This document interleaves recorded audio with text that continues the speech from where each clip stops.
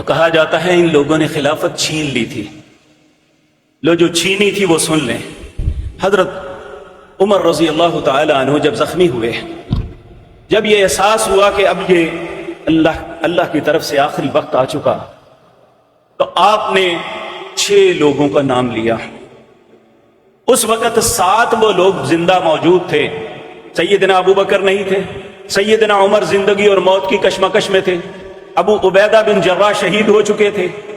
7 لوگ باقی تھے جو عشرہ مبشرہ میں سے تھے، جنہیں دنیا میں نام لے کے رسول اللہ نے جنت کی بشارت دی. ان میں سے 6 کو حضرت عمر نے منتخب کیا.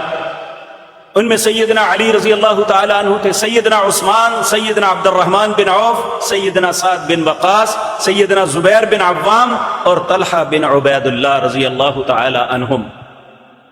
کہا ان 6 بندوں کو میں منتخب کرتا ہوں، مجلس شورا بناتا ہوں. یہ 6 استحقاق رکھتے ہیں کہ کسی کو بھی خلیفہ بنا لیا جائے، تم آپس میں اتفاق رائے کے ساتھ کسی ایک کو خلیفہ منتخب کر لینا. حضرت صہیب رضی اللہ تعالی عنہ کو کہا کہ میرے بعد تم نے نمازیں پڑھانی ہیں جب تک نیا خلیفہ نہیں بنتا.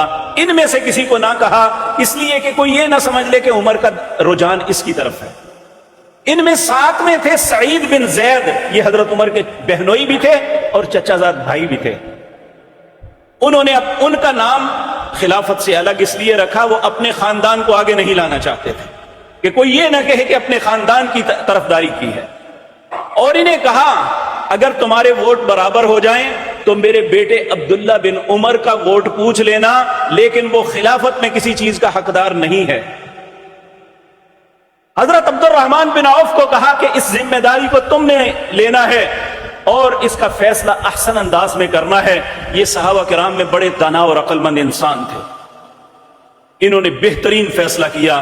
پہلے ہی دن 6 لوگوں کو بٹھایا اور کہا کون ہے جو دوسرے کے حق میں دستبردار ہوتا ہے، تاکہ ہمارے لیے اگلا معاملہ آسان ہو جائے. تو حضرت زبیر بن عوام رضی اللہ تعالیٰ عنہ نے کہا کہ میں سیدنا علی کے حق میں دستبردار ہوتا ہوں.